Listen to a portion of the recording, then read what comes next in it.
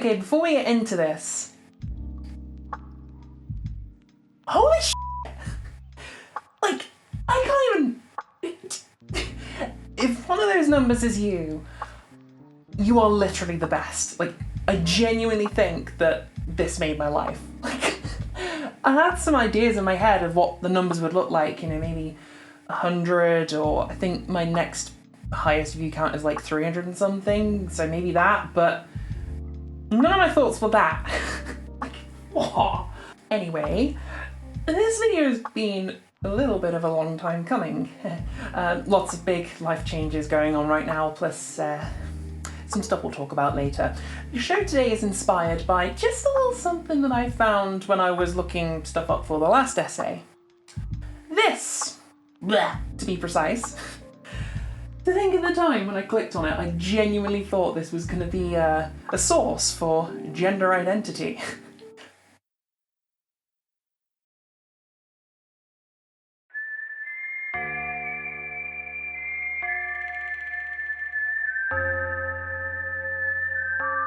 Girl's gotta learn to take care of herself out here in the Wild West. When high noon comes around, we take care of business around here. And some folks gotta understand we don't take kindly to that. You know what? I can't keep this up. This is a video about Kathleen Stock. Kathleen Stock is many things. She's a philosopher, a writer, a professor, a feminist apparently, bent on combating violence against women, which will easily corroborate with a cursory glance at... Oh, hang on a minute. Are you sure that's right? That doesn't make any sense. She's... Look, I'm positive, okay? There's nothing wrong with...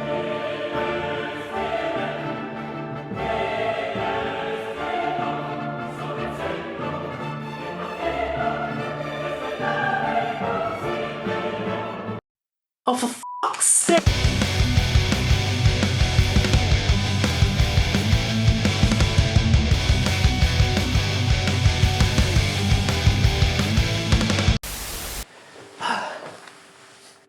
I like the tassels. So, we'll drop the pretense. If you're aware of who Kathleen Stock is, you know I was being facetious there. Because for all the nice things I can say about her, Kathleen Stock is famous, or infamous, I guess, for aligning herself with the gender-critical feminist movement, and has spent most of the last 3 years or so complaining about free speech and spreading fear about straw trans people. You know, like feminists famously do. We kind of need to start off with a small glossary here, so who are the gender criticals? To give them the smallest amount of credence possible, they're a group of individuals unified by an unrepentant opposition to transgender equality, co-opting the label of feminism to mask their rhetoric as concern for women's rights. You may also hear them referred to as TERFs. What's a TERF, you may ask? Just you Google it, you're an adult, you can figure it out. A telltale sign someone is operating from this position is a move not dissimilar from reactionary conservatism, like when right-wing nutjobs pit their ideology against wokeness or critical race theory. Gender criticals can be seen opposing the nebulously defined trans activism, a term perfectly fulfilling the role of making gender-critical rhetoric difficult to debate against and penalise, while signalling clearly to existing and would-be gender criticals that against trans activism really just means against trans people having equal rights. And you'll probably see most gender criticals reject this comparison. However, as fellow YouTuber Shon unveiled, large swathes of this movement happily cozy up to far-right think tanks and figureheads, whilst accepting funding from the same demonstrably anti-feminist sources as these goons. And when even the comparably sweet, innocent Kathleen, who evaded Shon's watchful gaze in that video, is saying shit like this... Took a picture of like kind of balaclavaed man, all in black, looking dressed like Antifa, basically, I think. You can see it's not an unreasonable comparison to make. Under the guise of protecting women, TERF movements seek to re-establish strict gender codes. Whether through policing public bathrooms or making access to medical transition harder than it should be, they align themselves with the church and state, who are not natural allies to feminists, in order to legitimise their agenda. But what is most frightening is the way they have successfully merged transphobia with right-wing rhetoric about threats to freedom of speech and the sensitivity of younger generations. turning the younger generation's practice of a feminism that refuses to betray trans women into the result of political correctness. Truth be told, this video is not the typical anti-gender critical debunking sesh it could have been. I mean, worry not, I will be addressing the bullshit when necessary, but please see the description for some better core gender critical argument hole pokes. What I'm interested in today is how they get away with it, and how Kathleen and other gender criticals deploy intellectually dishonest framing and debating tactics to, seemingly so far, successfully cloak what is an indisputably bigoted ideology, with that LBC interview featuring as our case study. And hey! Turns out I already did a video like this in the past, so if you're interested in the fundamental groundwork behind intellectually dishonest debating strategies, feel free to give that one a play after this. We're going to skip by that today though, because we've got a lot to get through. So, let's begin.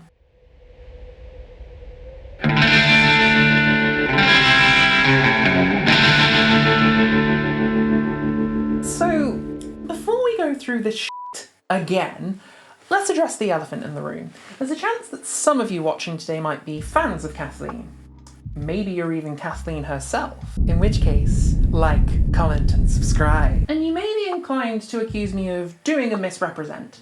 Now, if this video does happen to be about you, hi Kathleen, it annoys you when you feel people haven't done their homework. Have you read my book? So, I did. Here's your book.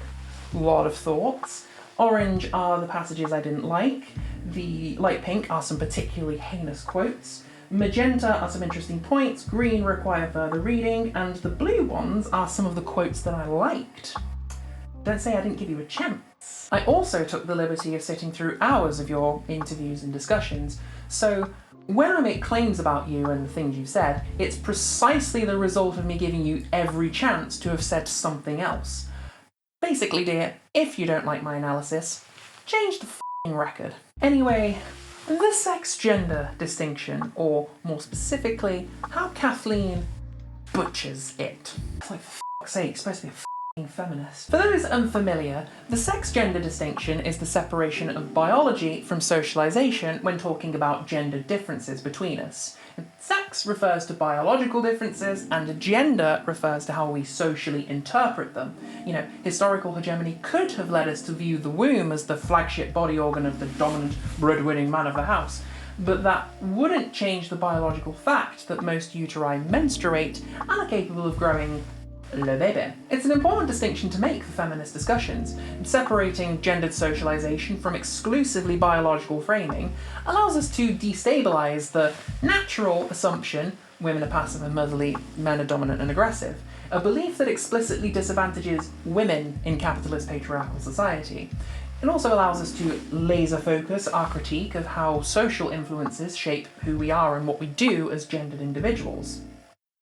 But when Kathleen talks about this stuff, Males, females, females, males, males, males. she definitively does not care about any of this. Because male and female are terms that describe sex, and outside of medical and genealogical contexts, there really isn't a good reason to be using them over the counterparts man and woman that facilitate the social context of gender, particularly when discussing the very social issues of SA, bathrooms and self-identification. And before any of you smartasses in the comments section tell me using the bathroom is biological, making lemonade and Cumberland sausages are biological processes, I agree, but requiring it be done in segregated squatting stalls is very much a social decision. So sit down. And using biological terms for these issues implies you're either trying to conflate sex and gender, or you simply don't believe any such meaningful distinction exists. Or maybe both.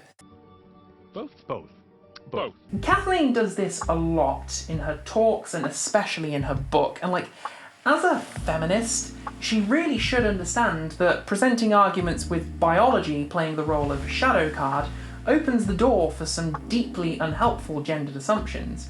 Notwithstanding the age-old biological determinism that's kept women in submissive roles for centuries, when Kathleen gives us gems like this... In the context of the statistics on sexual violence, which, the vast majority of that is carried out by males on females. She tacitly implies that SA is an innate biological compulsion instead of the multifactorial social epidemic it really is.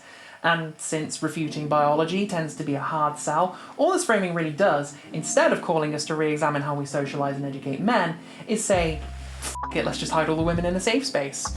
Why seek long-term redressal for societal inequities when we could just cede more ground to patriarchy? Oh, f***ing twat. And then, of course, there's the other thing she implies with this conflation. Because making bad feminist takes is really only ever the byproduct of what is, first and foremost, rhetoric of transphobic hate.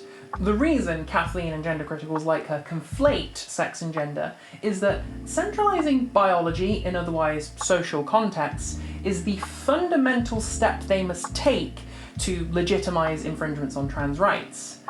And make no mistake, this is the goal. Like, Kathleen can argue if she likes, but she does often suggest such infringements, like, for example, wishing to ghettoise us into third gender bathrooms. Of course, we can also provide third spaces. Why don't we have that conversation? A move that I'm sure will have absolutely no psychological consequences for trans people, and absolutely will not signpost to anti-trans agitators, this is a place worth attacking. While still not solving the SA problem for cis or trans women. When Kathleen frames SA as a statistically male problem, she's implying that trans women, like predatory men, are a threat and should be barred from women's spaces. This framing, however, is riddled with inconsistencies and backed up by no statistical evidence.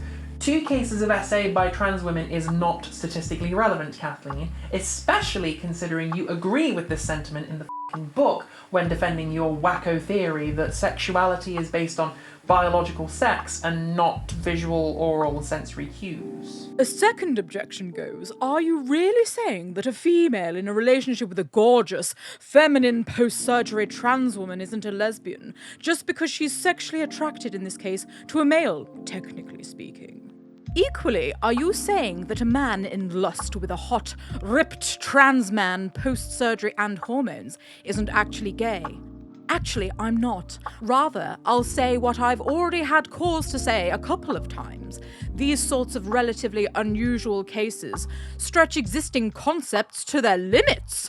Our concepts weren't designed for them, and we just don't know what to say. And that's okay. So, which is it, Kathleen? Are small numbers of contradictory cases relevant? Or aren't they? And before you give me the whole Trans women are not the particular danger, it's males. why mention these trans women at all if they're not the particular danger? Did I mention there's a lot of intellectual dishonesty that goes into this movement? We're a little bit off the rails here. I've had my fun for now. Let's wind it back. I hope I've got my point across that when you hold the language she uses up to a microscope, it doesn't take long to start pulling it apart, like Sweet, tender, succulent. However, not everyone has that microscope. Not everyone's read feminist theory, and not everyone feels the need to separate sex and gender, which is why I think this sort of framing works. You know, when gender criticals fire off their classic misdefinition of woman, Adult human females. I'm guessing the majority of people hearing it probably think, but that is what woman means, right? And I could say till I'm blue in the face that this is a brazen example of sex-gender conflation, that it's quite literally jamming a biological term into social context. But I feel like that fails to impress because the simplicity of an answer to the question, what is a woman, is appealing. It's definite, and truth be told, there isn't a simple counter to it because nuance is complicated and multifaceted and difficult to squeeze into a soundbite. But if you've made it this far, I do have this for you. Defining woman as an adult human female is wrong, as we seldom ever consider biology in any of the contexts trans women should be understood as women. Like, imagine you point someone out in a crowd and say, look at that female. What is it you're referring to here? Is it some innate sense you have of their cellular construction? Or is it a visual cue, an appearance influenced not by chromosomes, but by higher concentrations of feminizing hormones and receptors, something far from any biological guarantee? Sex and gender both being infinitely variable makes our categorization of them more of a vibe. More what you'd call guidelines than actual rules. And I'll tell you with certainty that Kathleen and other gender criticals call each other mommy and say she's gone to the bathroom, based not on some bullshit sixth sense they have that feels each other's chromosomes, but rather on responses to visual and oral stimuli, forged through time into an approximated social recognition. Now, insisting we should be split by this arbitrary biological line it's just not how we've ever really done things socially. When gender criticals conflate sex and gender, when they centre biology as the arbiter of social context and paint you their common sense definition of woman, they are doing a dishonesty. They trick you into hyper-focusing on biology when I'm sure that 99% of you never really consider it in everyday life. But keeping us tied to our biology is the foundation their goal to infringe upon trans rights rests upon, and pretending sex-gender conflation achieves anything other than this, like gender criticals always do, is fundamentally, intellectually dishonest.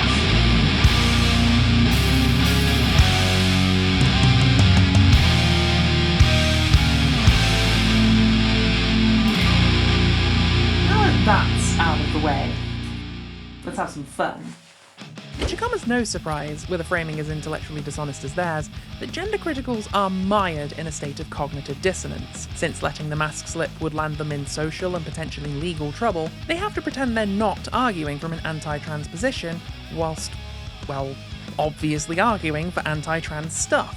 And this makes them treasure troves of intellectually dishonest debating strategies. So for this section, we're going to comment on some of Kathleen's finest moments in that LBC interview, where she receives pushback and does the dishonesty to get around it. Which means that...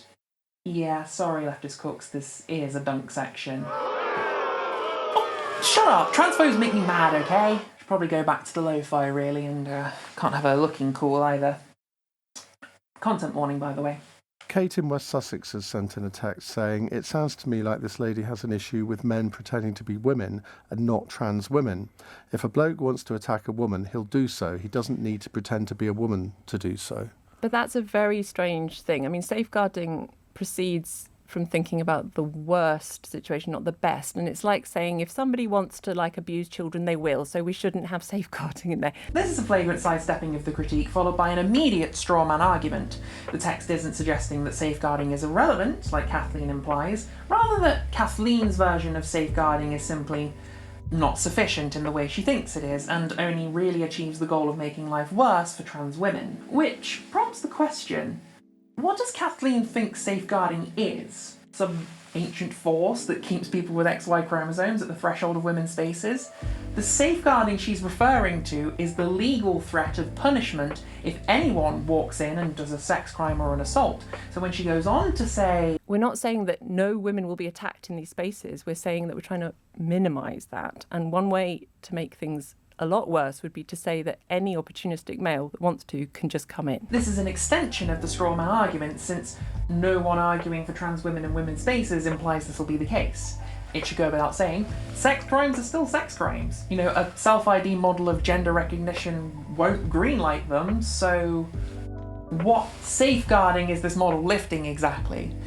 Just spitballing here, but if you wanted to improve safeguarding, how about increasing charges against those opportunistic males to sex crime and hate crime if they appropriate a protected characteristic to do the assault? You said at the beginning of the conversation that you didn't want to essentially eliminate trans women from public life.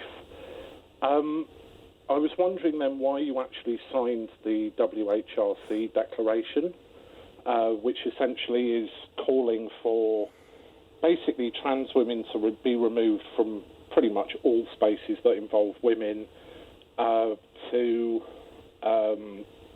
legally protect parents who wish to block trans kids from accessing any help at all, to legally protect deliberate misgendering, to ban trans women from being recognised as mothers and trans men from being recognised as fathers, to ban scientific research towards trans women getting pregnant. Well, there's quite a lot in that, Kathleen. There's a lot in that. Well, that was a quite tendentious, in my opinion, presentation of what that sounds. So there's a declaration that was written in 2019, I think, and it went round by email, and I got a copy, and along with hundreds and hundreds of other people, I signed it.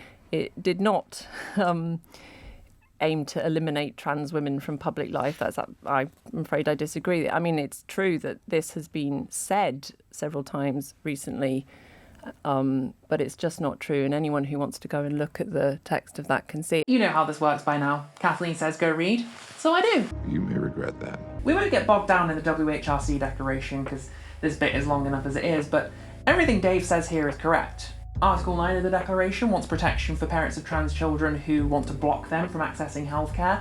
Article 4 refers to legal misgendering, and his point about trans parents and the banning of medical research to help trans women get pregnant can be found in Article 3. There are a few dirty tricks Kathleen attempts to pull here, like for starters, categorising Dave's summary of the WHRC Declaration as tendentious is like dishonest and also kinda dumb too.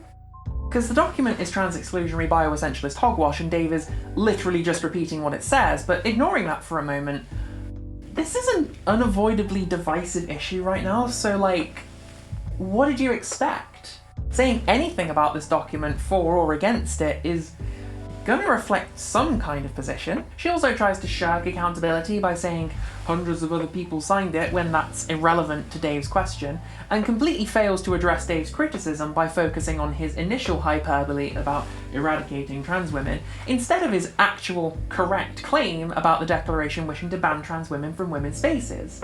The latter being an unfavourable argument to have for her position prompts Kathleen to just not have it, and instead deflect from this line of inquiry with gems like this. I saw recently that only like a couple of weeks ago, Richard Dawkins signed it when he saw it. Ah yes, noted gender enthusiast Richard Dawkins, of course. Him signing it makes everything legit. A ridiculous appeal to authority. Dawkins is known for evolutionary biology and teapot agnosticism. Completely irrelevant either way because the Declaration still says what it says regardless of who signs it. By the way, I know we're badly steering clear of the raw ideology to focus on the dodgy debating, but this is simply too golden to not be in here. Did I get that wrong? Trans women, there is a movement to give trans women womb transplants, basically. No, I definitely don't think that that's a good use of the NHS's resources either. Because nothing says I'm on the left like weaponising an underfunded public service to shit on a marginalised community. Anyway, enough of that.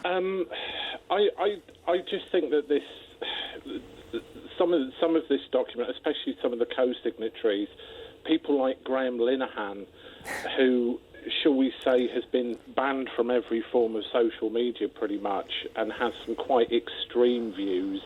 You've got people like Richard Dawkins who signed this. No, Dave, get to the point. Here's a look at his eye. Well, he's not. You couldn't describe Richard Dawkins. I mean, I don't agree with him on virtually anything, but you can't describe him as an extremist. Some of the things that he said recently have been quite contentious. I mean, you've got contentious other is groups on one there, thing, extremist is another. And this is basically guilt by association, which is, a very common tactic. But, these people, how am I responsible for what other people sign? We'll ignore Ian's attempt to move the goalpost there, but in case you're wondering, turns out Dawkins' contribution to trans discourse has been pretty awful. I guess picking creationist low-hanging fruit stopped being profitable. The main tactic here is Kathleen's strawman summation of Dave's point as guilt by association, when instead it's a call for reflection. Because if you or I signed a document, one that's gone on to attract the signatures of obvious anti-trans actors, sometimes extremely so, we might take that as an opportunity to pause and consider that if the words we're standing behind are appealing to people of this kind of persuasion, what does that say about us? Explaining this doesn't get us anywhere, though. Well, you're not responsible for what other people say. Thank you. But you're in the same group of people, so therefore it is almost like guilt by association when you do have extremists that are co-signatories of this document, which is essentially they probably shop at to... Tesco's, but it doesn't mean everyone at shop at Tesco's is an extremist. Not that I accept that these people are extremists, but this is a really crass tactic to try and get at me, to be honest. Of course, because shopping at Tesco instead of Aldi says everything about someone's stance on trans rights.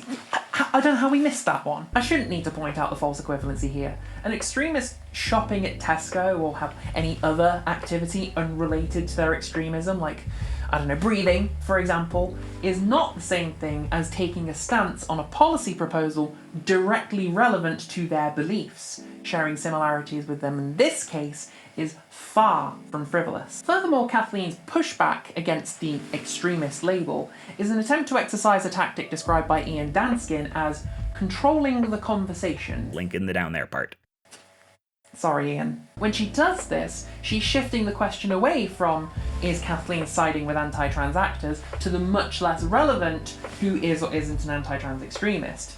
It also suggests to onlookers that discrepancies between anti-trans actors are significant enough for discussion, despite the fact that trans people are getting harmed by this rhetoric no matter the intensity. And all of this, of course, is meant to pull you away from the fact that Kathleen signed the WHRC declaration and keeps dodging accountability for it. And sadly, it does kind of work. Dave gets pulled away from his original point and they start talking about J.K. Rowling and doxing. He gets cut off, and with him disgraced and his original point unanswered, Kathleen seemingly squirms away with a victory at this false ending, despite not directly addressing the criticism. It sucks, but don't worry, the shit doesn't wash later on. Just finally, before we go to the news, just responding to that call from Dave, where he was saying so-and-so is an extremist. This tweet says, "Not every trans woman is a sex pest, as you're indirectly seeming to say, and see how this works, Kathleen." Says the tweet. Well, I'm absolutely not saying that, and of course, as I'm not saying every man is a sex pest, because I say no, that men should stay out of women's changing rooms. This is safeguarding, as I say. You exclude the many because of the few, and that's how it works. So no, I absolutely know that most trans people are not in any way predatory, and trans women as well. I absolutely know that because I know some trans women. This here is a classic black friend defence argument where the debater claims immunity from ignorance based on personal connections to the oppressed group. This, of course, is theoretical and frequently literal nonsense. Kathleen spouted multiple popular transphobic talking points in this interview and has unapologetically signed a document calling for all trans women to be banned from women's spaces. Whatever contact she's had with trans women clearly didn't help sway her demonstrably anti-trans stance. I also take issue with Kathleen saying she's not implying that all trans women are sex pests, since in this interview, and many others, she's been exclusively focusing on the very few examples of sex pests who happen to be trans. I'll leave it up to all of you to wonder why. Let's have a couple of texts before we come to another call. So grateful for this programme. It's been really calm and clearly gone through the issues which have been in the media for a long time. Balance, wankers! I wanted to call to say I think it's perfectly reasonable to say the WHRC declaration is extremist and anyone who signed it, because it calls for such extreme measures. For example, banning all trans women and trans girls from all women's spaces.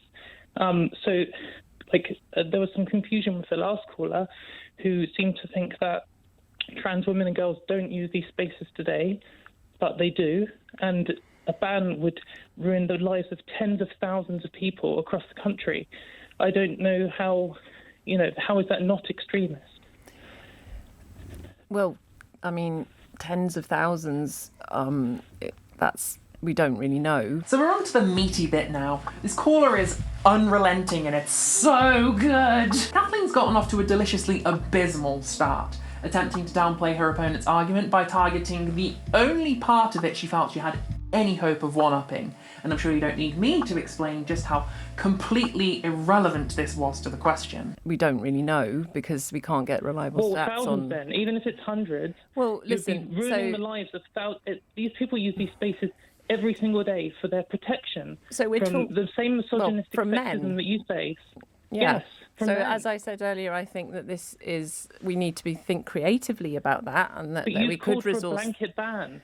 Those are creative.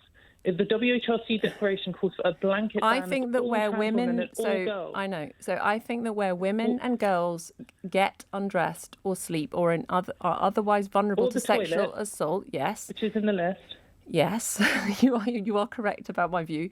I think that where women and girls are vulnerable, especially vulnerable to a range of sexual assaults that don't just include the very worst, but also include voyeurism, camera crimes, upskirting.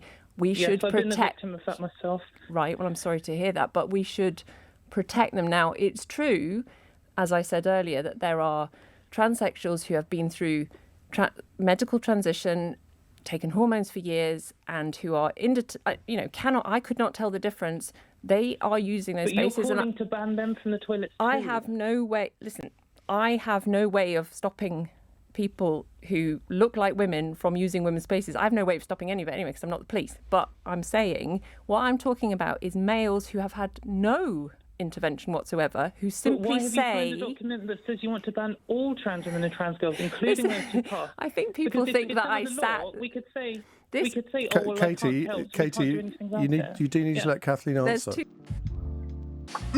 Sorry. This is what sustained pushback looks like.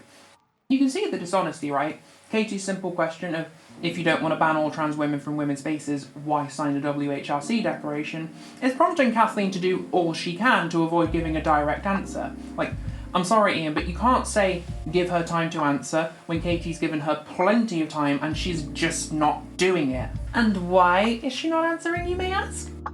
Because she can't. It's an indefensible position. Peddling yourself as not anti-trans is incompatible with calling for legislation that directly infringes on our rights. It's discursive suicide for her to have this discussion, so she's falling over herself to not have it. And it goes on for a long, long time. There's two things to say about this. One, just generally about this WHRC declaration. I was never, I'm just saying parenthetically, I was never asked about this until Sussex and the massive protest kicked off, and suddenly this got discovered as the reason.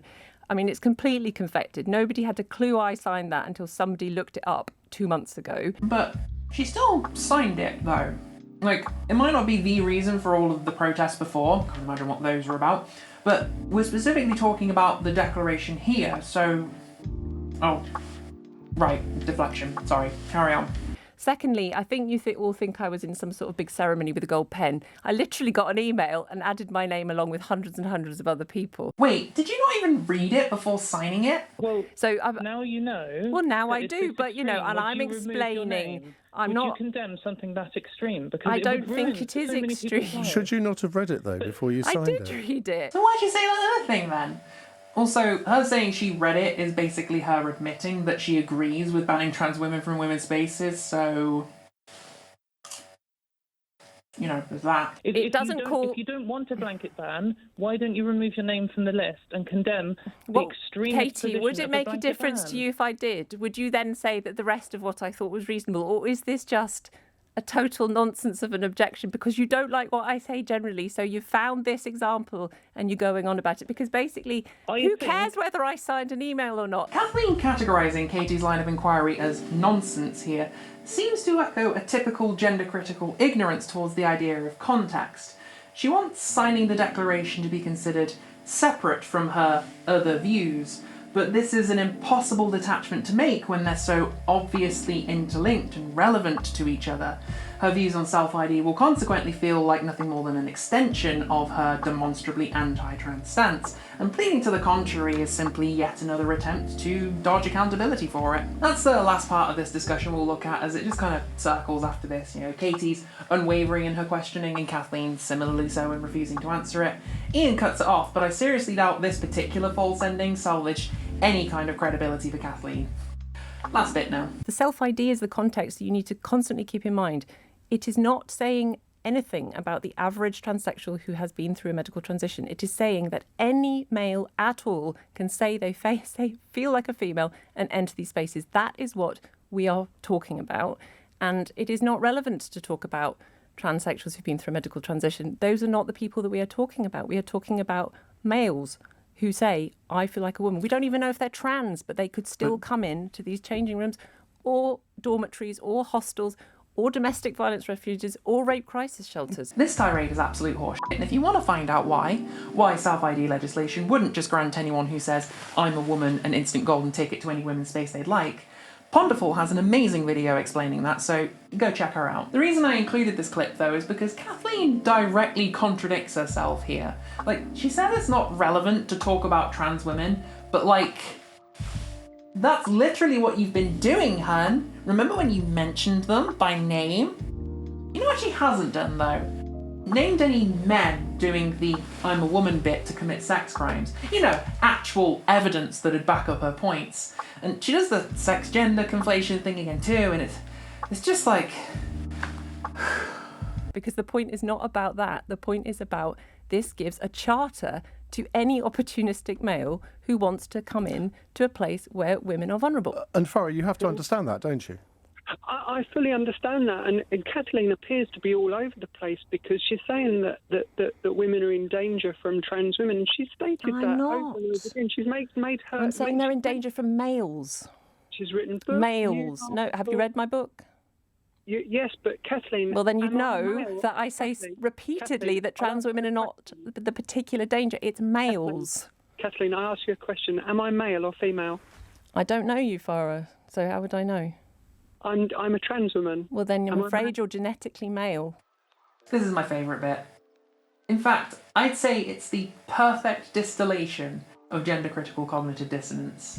Kathleen insists that her problem is with males, not trans women, and 20 seconds later defines a trans woman as male.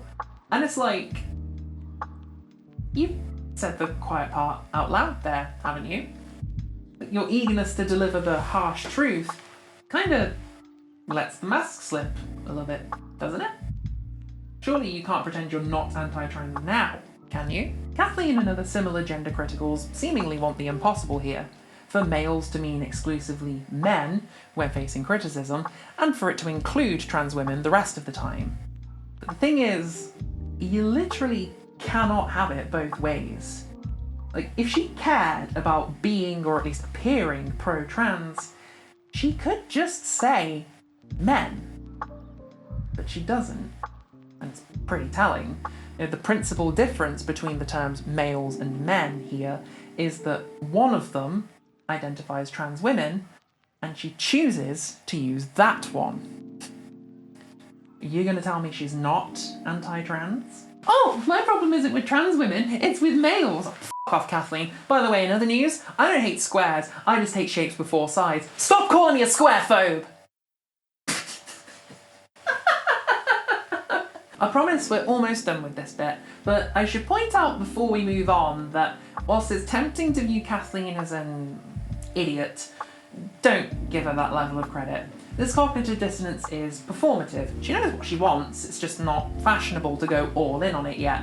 And it's the same across all gender criticals. They're not misguided feminists, they're transphobes that happily cozy up to far-right extremists, using women's rights as a shield.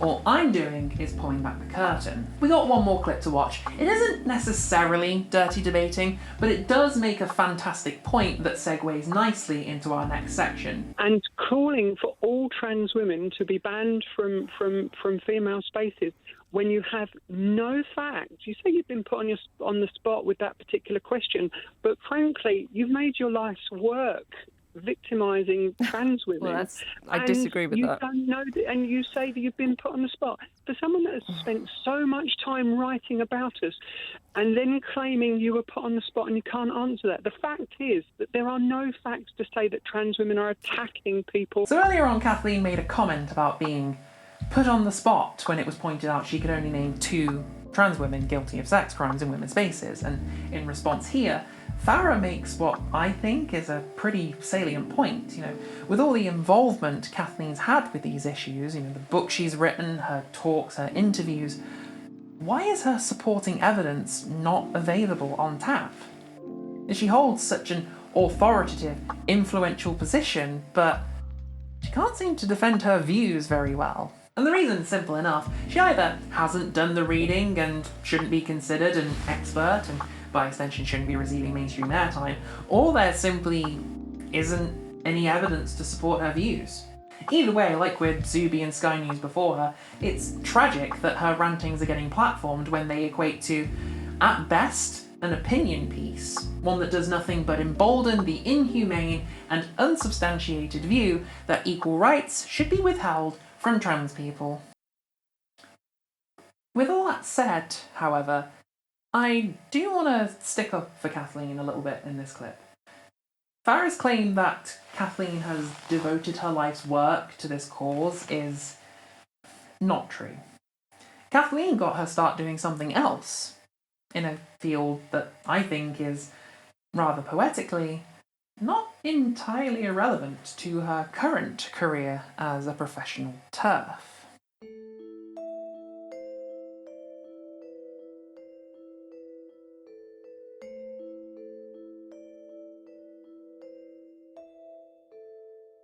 A significant number of people, whether trans or non-trans, who would endorse claims that trans men are men or male and trans women women or female, are immersed in a fiction when they do so.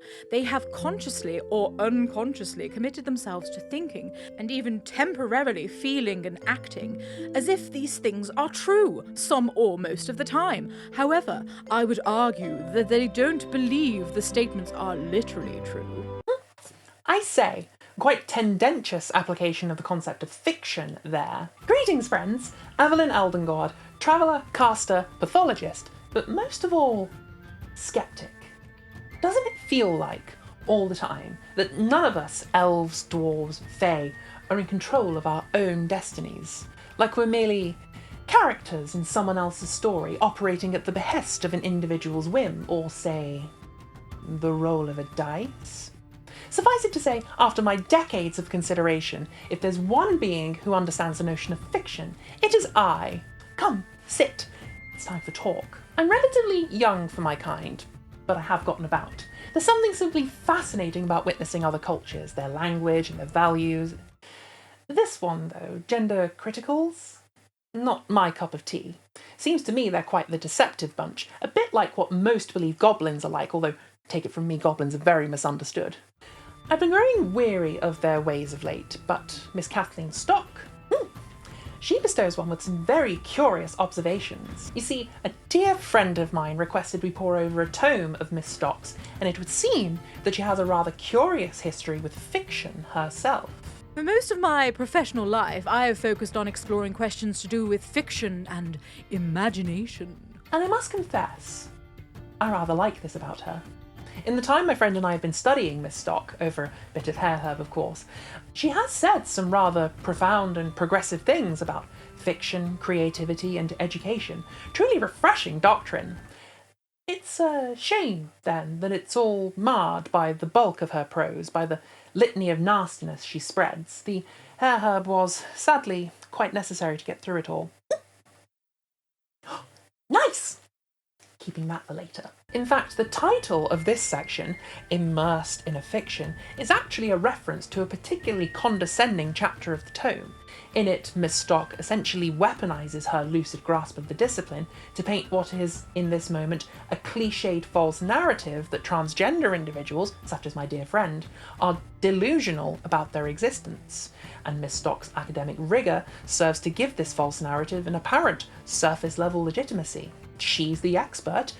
Whom could argue with her? And this got us thinking about an additional level of intellectual dishonesty at play here. Okay, there's no getting away from it.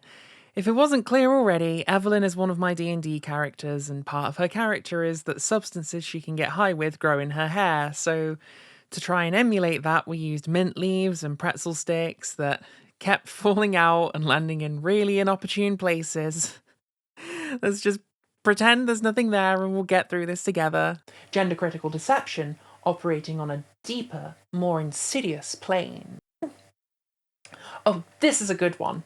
Doesn't need to be ground or brewed, just eat it raw and you'll be high as a kite for 20 minutes.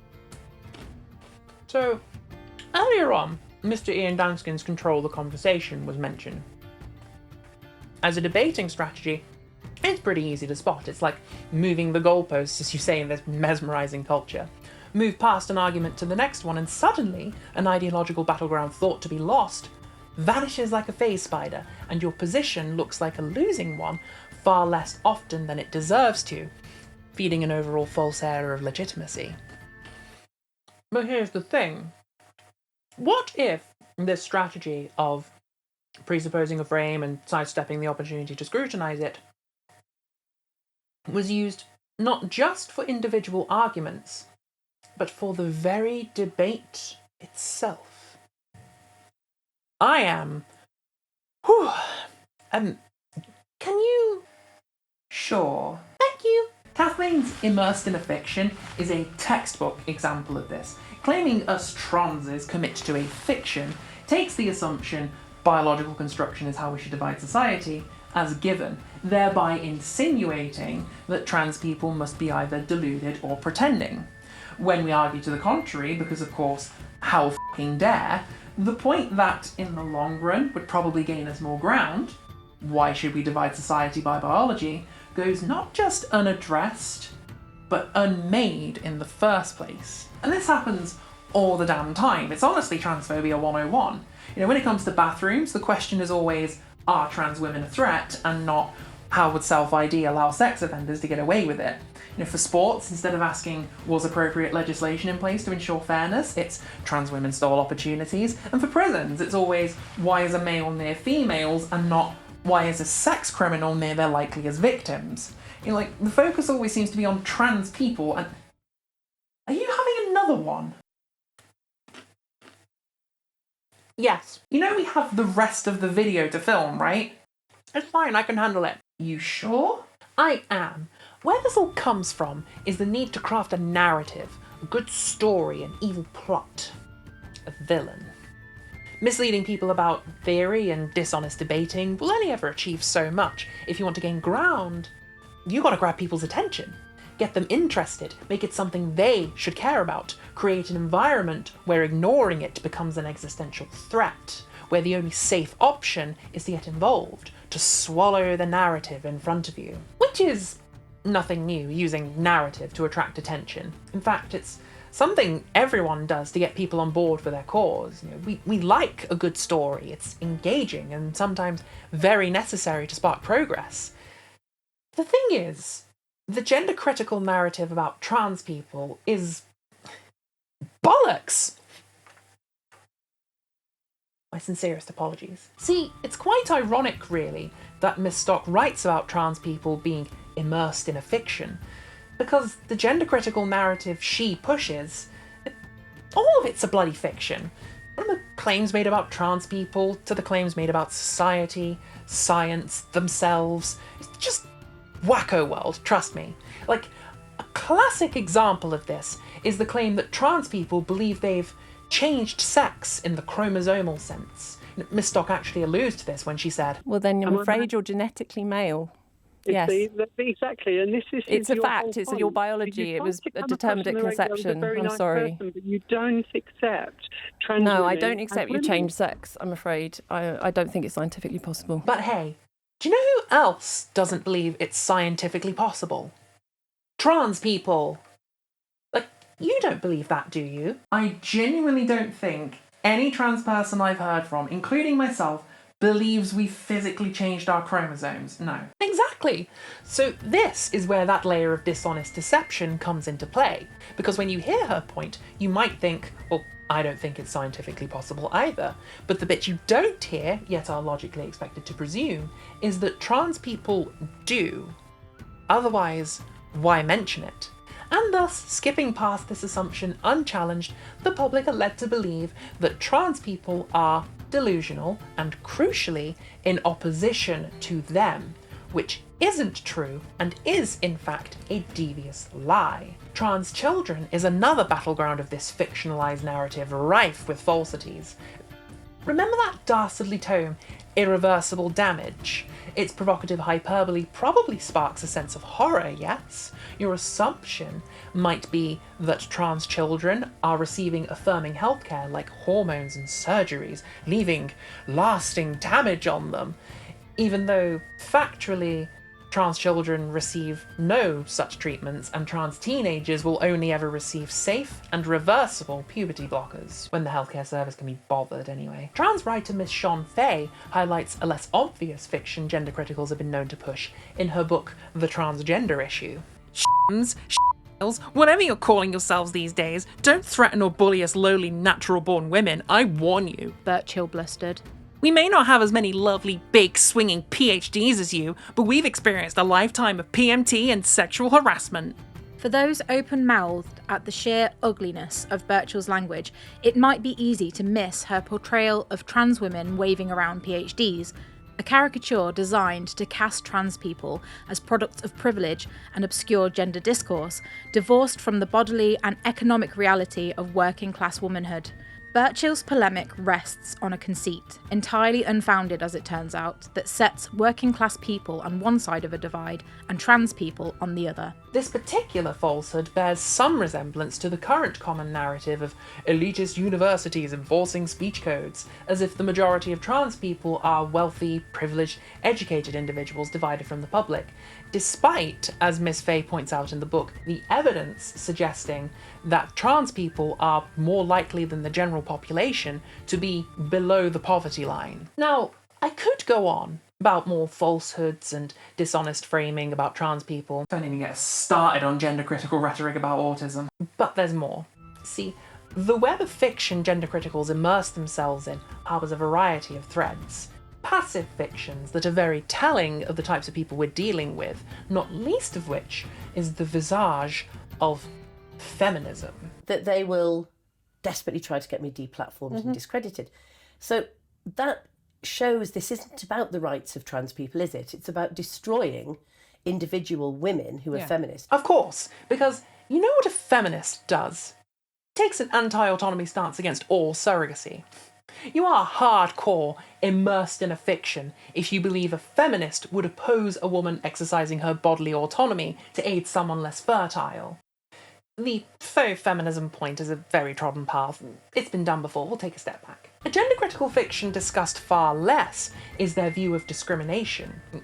Ignoring all of their support for harmful anti-trans legislation, gender criticals like Miss Stock tend to celebrate legal protection for trans people via the Equalities Act, like this is a panacea to any critique that'd paint them as anti-trans.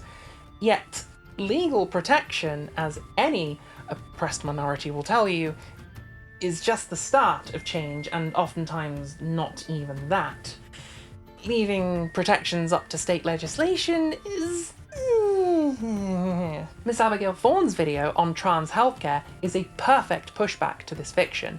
Despite Miss Stock's contentment with legal protection, discrimination is still happening. As we speak, institutions are flouting legal requirements and facing no repercussions.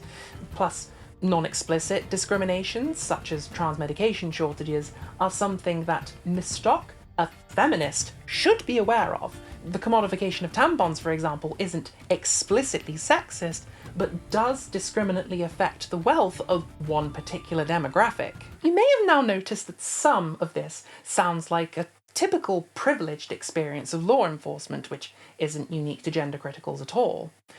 I highlight this myopic view of law, however, because it's emblematic of gender criticals as a whole. Most of them are particularly privileged individuals, typically white, fairly or extremely wealthy, and being in this position, they feel entitled to project their presumptions, or their fiction, if you like, about trans people as truth, instead of using their platforms to discover real truth from, well, trans people.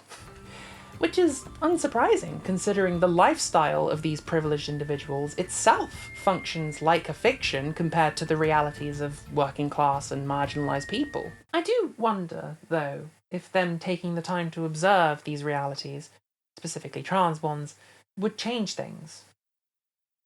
Maybe, probably not. Individuals like Miss Stock are a little bit smarter than to have not done their homework first. We've read the tome and we know she's heard from some trans people, but despite this, she seems committed to her worldview and the fiction she must immerse herself in to justify it. Drilling down to the bedrock of this ideology, reveals a simple reason this happens. Miss Natalie Wynn, in her video on the topic of gender criticals, after a thumping rebuttal to their arguments, highlights that the root of their opposition to trans rights is disgust.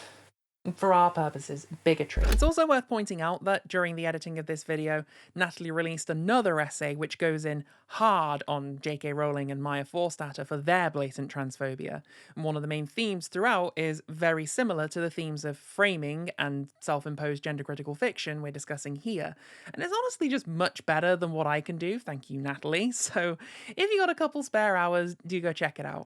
Gender criticals can't bear the prospect of sharing a world with trans people, and therefore have crafted a narrative that allows them to publicly indulge this disgust. A narrative intended to spread and persuade, which, taken to its logical conclusion, results in, at best, summary marginalization, and at worst, the corrosive element of it. You see, the more they reify this narrative, the further into anti-trans mantra they fall, the more detached from reality they become, and the more their rhetoric begins to intersect with much less friendlier crowds, less friendly even than a beholder. It's honestly bewildering how far disdain for trans people will go. It's to the point where gender criticals are forming alliances with media outlets and figureheads on the far right, demonstrably influential to people who murder members of the LGBTQ+ community. Miss Stock is part of that community. Her disgust, at this rate, could very well one day get her killed. First they came for the transes, and I said nothing because I'm a cunt. Let me state, with my parting words, that I'm not implying that gender criticals are accessories to murder. I just think the antidote to fiction is a drop of reality. Because, and this is something Miss Stock glosses over quite frequently, trans people are dying right now due to violence, discrimination, lack of healthcare, social stigma, and the gender critical dedication to this false narrative isn't helping. It clouds discourse, it damages trans people, and if the rest of us don't step up and see the deliberate lies and false presumptions for what they are, before too long, we may just find ourselves immersed in a fiction. Instead of arguing on the terms of TERFs who are increasingly setting the tone in public debates, as young feminists we must draw attention to the devastating, real-world consequences of discursive attacks on trans people, trans women especially.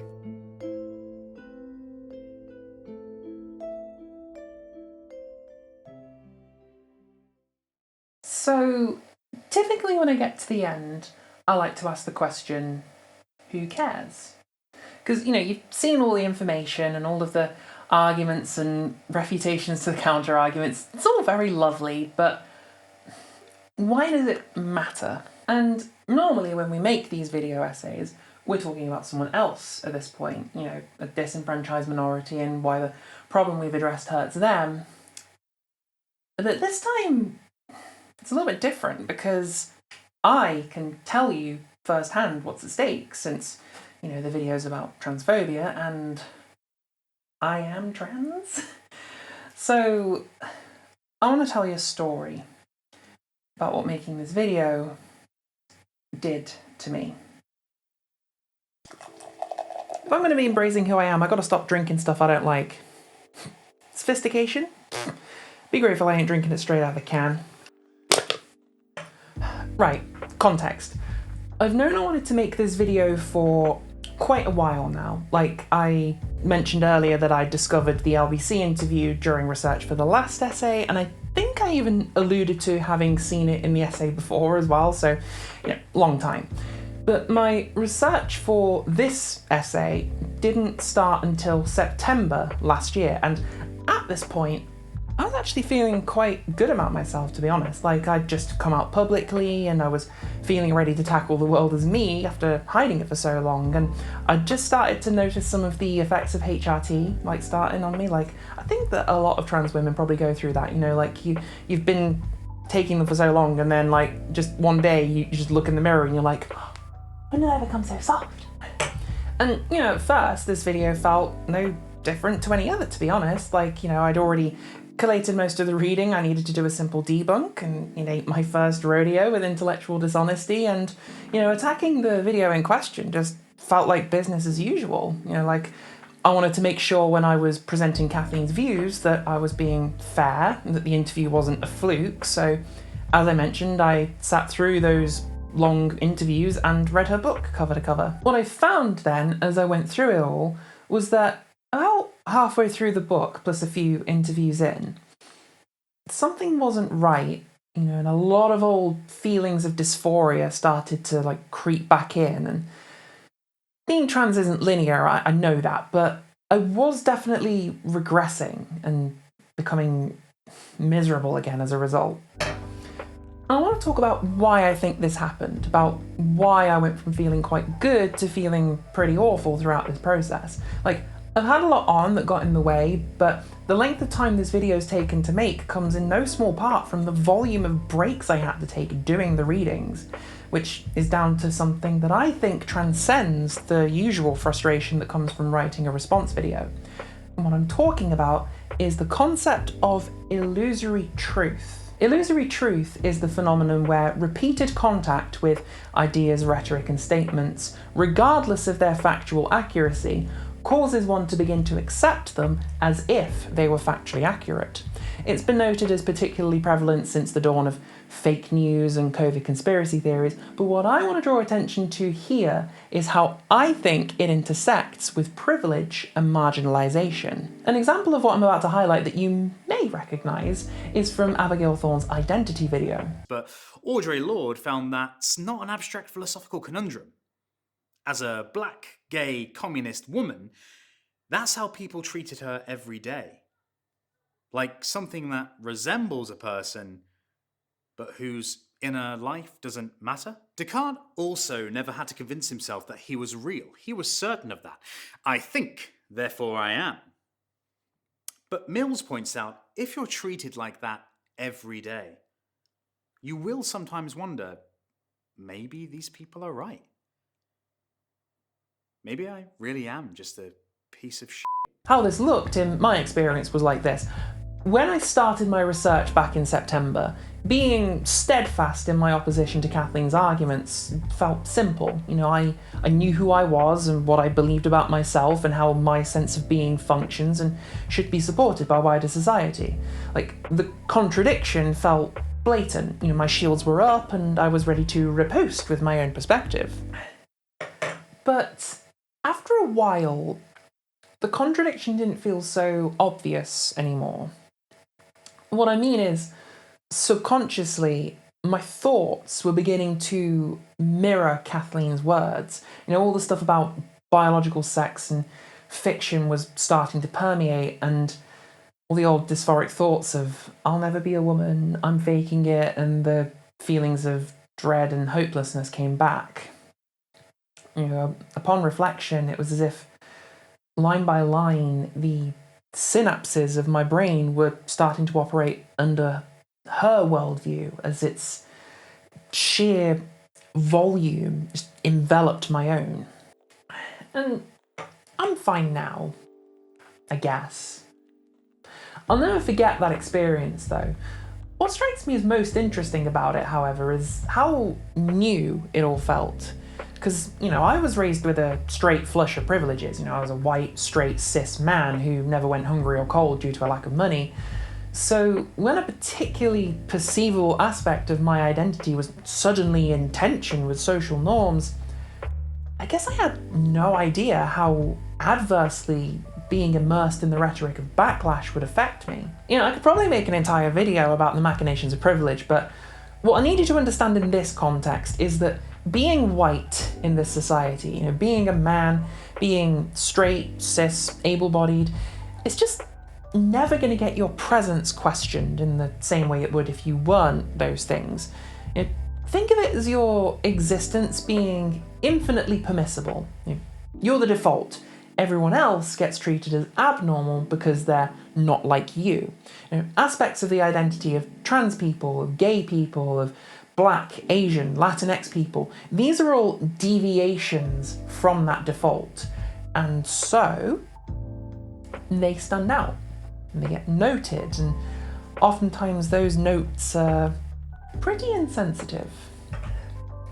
Kathleen's rhetoric about people like me and how I understand my identity are just fundamentally at odds. So when 200 pages in, it seemed like she was unlikely to budge, I found myself starting to think, like, is it me? Like, am I the problem here? Like, is all of this just a big mistake? But I know who I am, right? I get myself in a way that no one else ever can. So when this was contradicted, not by someone else, but by their rhetoric manifested inside me as an illusory truth, the cognitive dissonance created between, what I felt and what I was hearing inside my own head was just a unique and extremely uncomfortable feeling. Some quick caveats. Illusory truth can happen to anyone. I'm not trying to claim that this phenomenon happens only to marginalised people. Rather, I'm pointing out this specific context where the phenomenon causes a clash between immutable personal reality and oppressive false narratives. Privileged people will be just as prone to these narratives too, but the effect is never going to be the same. It's never going to grate on their sense of identity in the same way, and similar false narratives about privileged identities just don't really exist in the mainstream. I also don't want you to think that illusory truth is the only reason marginalised communities experience psychological difficulty. Like, it's one way of looking at how bigoted rhetoric affects these communities, but it's also kind of an individualised way of explaining what the privileged marginalised dichotomy does. Like, take my word here, of course, but don't only take my word is what I'm saying. Like, Eduardo Bonilla-Silva's Racism Without Racists is a great place to get started if you're interested in learning about that stuff. And lastly, if you're not sold on the idea of illusory truth and are thinking, if your identity is so immutable, why was it overwritten? Is the ease with which it was contradicted not a proof of Kathleen's immersed in a fiction theory? I'm afraid that's just not how illusory truth works. Originally, it was believed that people only relied on repetition as a cue for truth if they did not have any other information available, such as prior knowledge. However, recent studies have shown that participants give higher truth ratings to repeated statements, even when the statements contradict their prior knowledge. Honestly, despite the overwhelming gender-critical narrative being swallowed, not to mention the 23 and a half years of life before I even came out, the fact my identity has won out in the end is testament to its immutability, proof of its reality. So, what I want you to take away from this is that being immersed in this rhetoric, in Kathleen's fiction, took a toll on me. A toll similarly taken, I'm guessing, on other trans people when they hear this turf bullshit, and I'd reckon on people of colour when racists label them violent and stupid, and on gay people when they're labelled unnatural.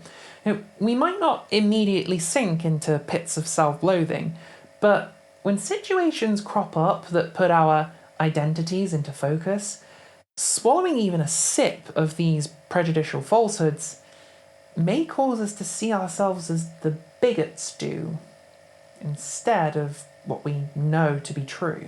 Which does happen. I'm constantly hyper aware of where I'm looking or if I'm looking at someone because I don't want to be seen as the trans predator. I avoid using public bathrooms to the detriment of my hydration and bladder because I'm worried that someone's going to tell me I don't belong in there and that I'm not going to be able to tell them that I do. And it doesn't matter that none of this has happened to me yet. It's become ingrained in my psyche because friggin' crazies like Kathleen Stock and Julie Bindel and Joanne Rowling won't shut the f*** up. So why, then, should you care about opposing gender-critical rhetoric? Because it harms us. It perpetuates myths about us that hamper our ability to peacefully exist, and when it's not encouraging violence and vitriol towards us from the outside, it's literally tearing us apart from the inside. I'm not afraid to say it. Kathleen's words are abuse. She and other prominent transphobes assault us and cause us pain and suffering with their narratives. I've told you my perspective now. It's up to you whether you choose to listen.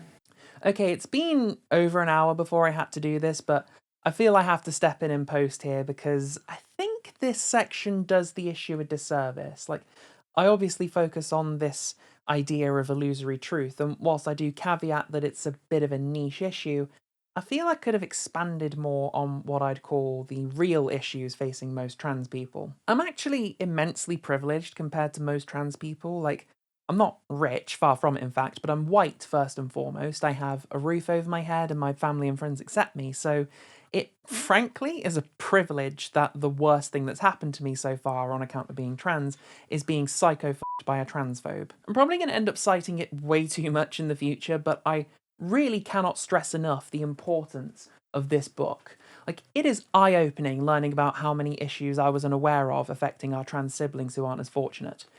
Please go find a way to read it. To give you a few examples of the things it discusses, almost half of trans people have attempted suicide and are extremely likely to have self-harmed. Over half of trans young people have experienced psychological bullying, and a disappointingly large portion of those have experienced physical bullying. Trans people are disproportionately likely to be homeless, to be in poverty, to be victims of prison violence and SA. We're likely to be victims of domestic violence, of medical malpractice, and hey, we're not all straight, white and able-bodied either, so all the injustices affecting people of colour, disabled people, and gay, lesbian and bisexual people intersect with these issues and magnify them. Things like disproportionate amounts of stop and search interactions with the police, reliance on a criminally underfunded social care system, and persecution from inhumane asylum and immigration policies. What I'm trying to say is, to be honest, my issues are just the tip of the world's shittiest iceberg. I do believe opposing transphobic rhetoric is important. It's probably the best way of gaining widespread acknowledgement of the systemic issues keeping trans people down, and the psychological damage this rhetoric inflicts is also important to acknowledge, of course, but like, it is nothing compared to what's out there for most of us. And I just wanted to mention that because not enough people are. The Transgender Issue by Shon Faye. Read it and educate yourselves. Don't pretend that once all the transphobes are gone, we get a utopia, because honestly, nah.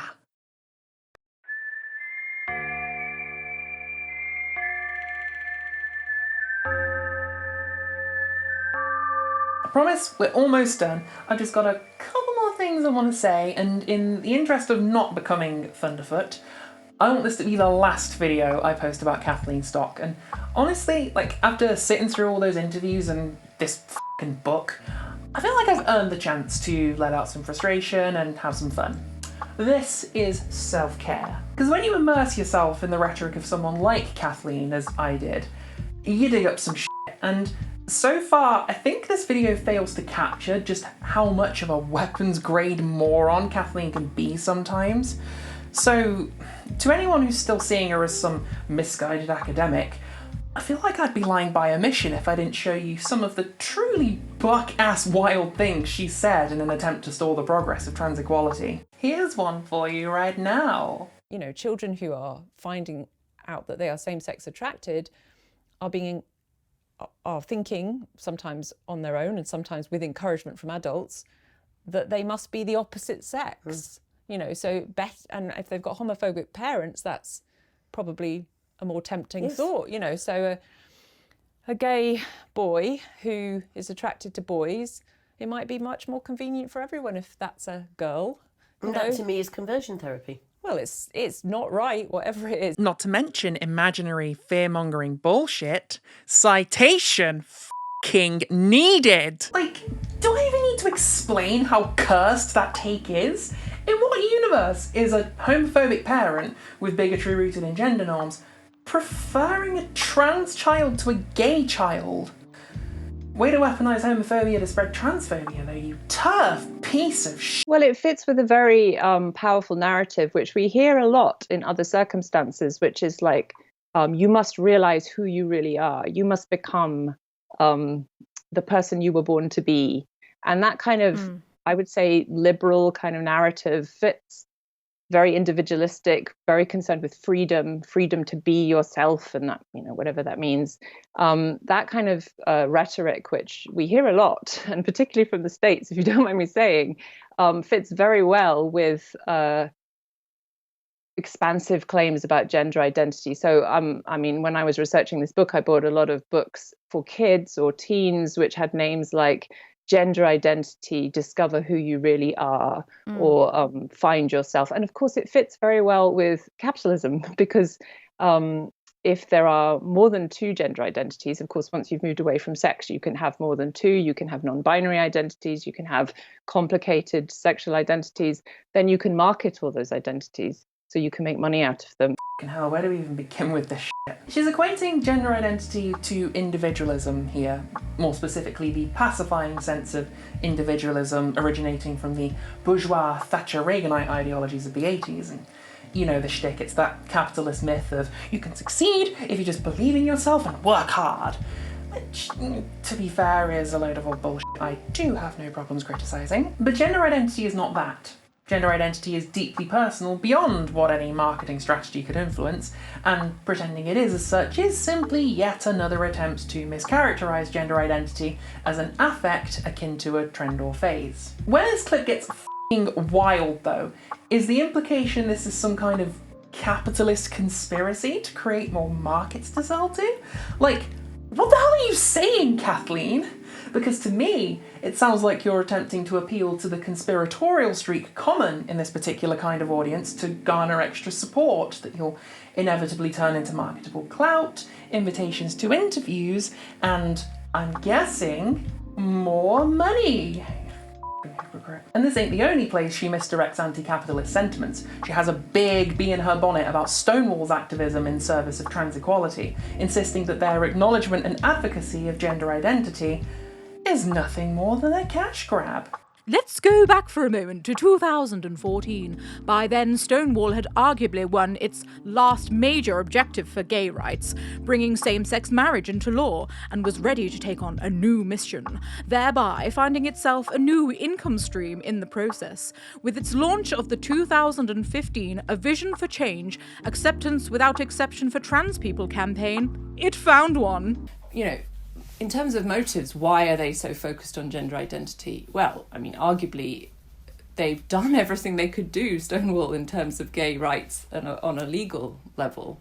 So they need a new revenue stream. This is also alluded to here. There's a cynical explanation of what happened, which is that Stonewall managed to, very happily for me, get gay marriage on the books. They managed to get gay adoption on the books, and they didn't have anything else to do. And certainly in this case is emblematic of the privileged myopic lens she and others like her view the world through.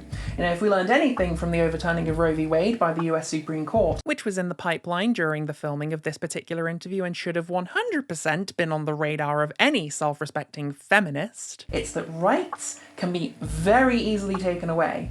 Stonewall haven't beaten homophobia by securing same-sex marriage. The battle against homophobia is arguably just as important today as it's ever been, with far-right populism popping up all over Europe and the Americas. Advocating for trans equality and for gender identity to be recognised in law isn't the replacement for gay equality campaigning or new income stream, mainly because you can do both. It's just the decent and obvious thing to do when you're an organisation opposed to gender-based bigotry, which incidentally was named after a protest kick-started by trans women. Hey, so me again. I'm stepping in here because it turns out I may have said a potential mistruth, and I wanted to get this on record. The Stonewall Uprising was obviously a crucial turning point in pro-LGBTQ+ discourse, but it's disingenuous to claim that it was started by trans women, because firstly, the two people we often describe when we voice these myths didn't actually, at the time at least, identify as trans. They used terms like transvestite and queen. And secondly, We don't fucking know who started it. It was a riot at 1 a.m. in a crowded bar. But here's the thing. It doesn't fucking matter.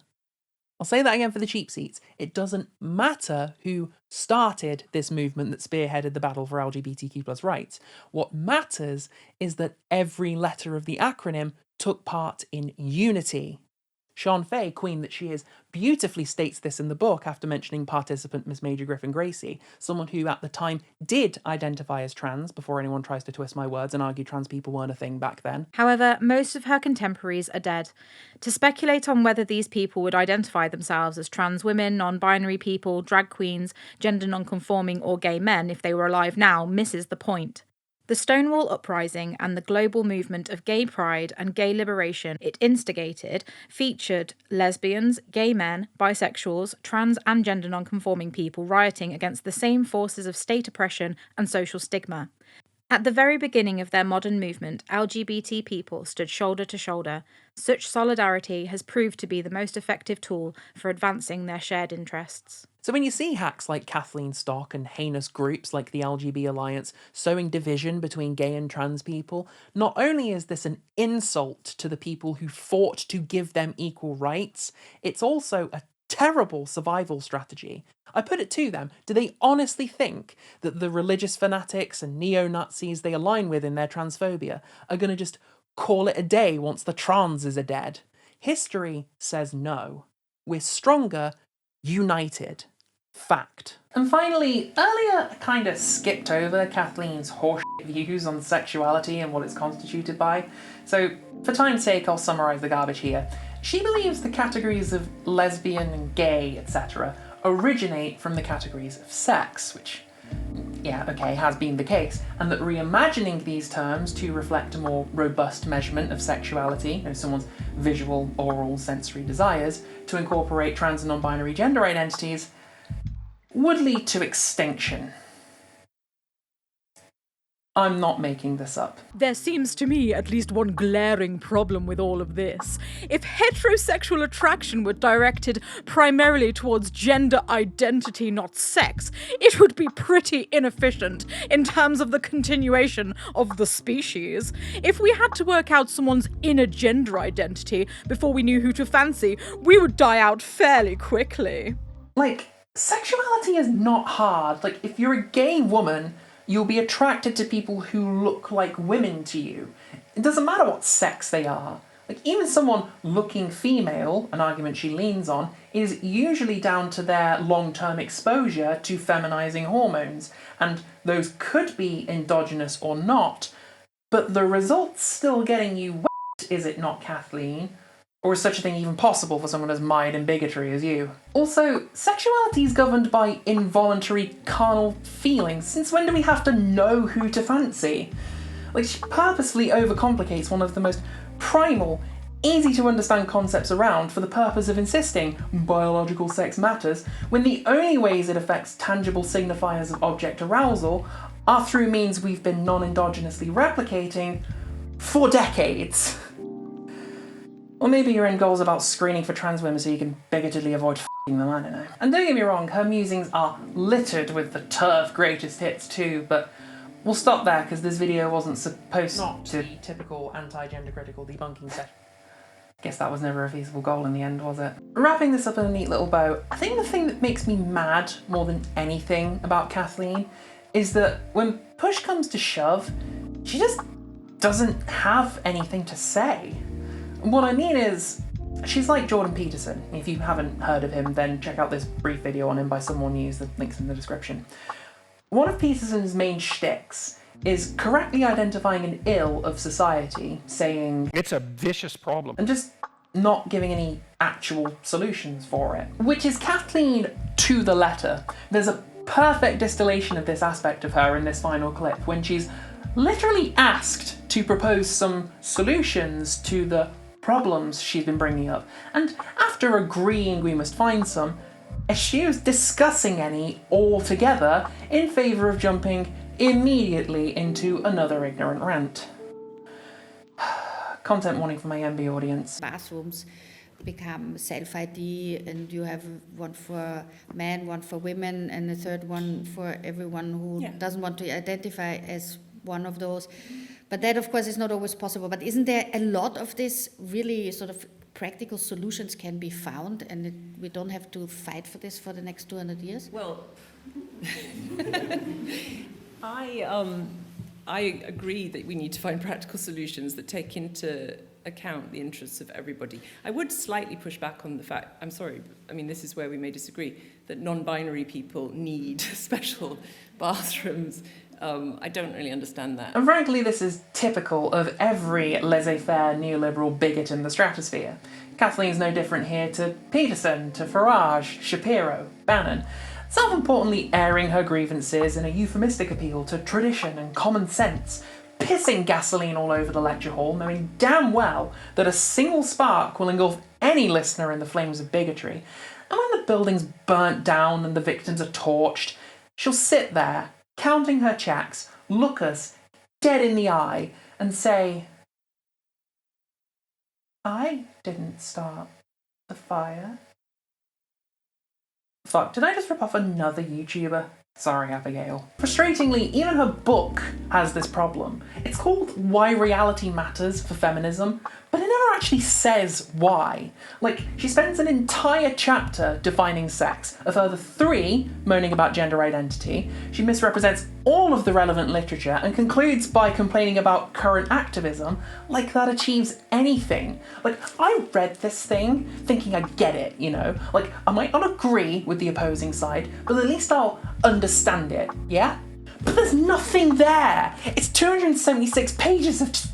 The closest she comes to actually making a point is the 4 reasons sex is important section, and haha, literally they're medicine, which no trans person would disagree with, sport, which, oh my god, that's been debunked so many times, sexuality, which I've already dealt with, and, no joke, the social effects of heterosexuality, which, when you drill to its core, is about the pay gap and SA. She's literally using consequences of patriarchy to ostracize trans people. I just... 276 pages. So what am I saying? That gender criticals are just a bunch of privileged grifters hiding behind a feminist smokescreen with absolutely nothing to contribute to a field they're supposed to be experts in, weaponizing patriarchal prejudices and intellectually dishonest debating strategies to wage psychological warfare against a marginalized community? You probably already knew that, didn't you? But the thing is this, if we ignore them, they'll rot us from the inside out. We have to oppose them. Speak up and say, no, gender criticals, you are wrong. You know, being anti-prejudice is the only reason actual feminism ever made any real gains throughout the last century. You know, being tolerant of societal evils won't work and never has worked to remove them. No matter how much lean-in feminists, of which gender criticals are absolutely a subset, will tell you otherwise. So please, take my words and use them. Cite me, excise well-intentioned people from gender critical clutches. Use me to point out that the movement's pretty fucking stupid and contradictory and dishonest in the name of being bigoted. But please, please, please, don't forget the people this movement is trying to destroy. Look, it's not about harassing Kathleen, don't do that. It's not about dunking on gender criticals, it's about opposing their rhetoric and making being pro-trans normal, and thus creating a safer world for trans people. Yeah, alright, I know I dunked today, but look, someone's got to make them look stupid, okay? Like, we can't have people taking them seriously now. Like, just... I did the dirty work, so you don't have to, alright? And please remember, a safer world is possible. If there's one thing reading about great feminist work of the past teaches you, it's that communal support and collective organising really does work. I can't go into too much detail about the power of community activism because God's damn it, this video needs to end. But if you want to get inspired, here are some books. They talk about what real feminist work achieves. Not excluding trans people or hiding women in safe spaces, but reshaping our world to put power back in everyone's hands. And with all that being said, I'm out of here. You are amazing for sticking around if you're still here, so thank you for that. Please do leave a like if you enjoyed yourself, comment on literally anything you liked or thought I got wrong, and do remember to subscribe. I've also got a Patreon now, since, you know, that's what real YouTubers do, right? So if you do fancy supporting me financially, I will of course be eternally grateful. Please try not to be too put off by the length of time that usually happens between these videos. I am trying to shrink that, I promise. And of course, there's no obligation to provide any support. You know, your views and likes and stuff give me more than enough dopamine as it is, but if you do want to help a bit more with whatever you wish to give, I'll love you forever. Okay, bye for now. I love you all. Eee!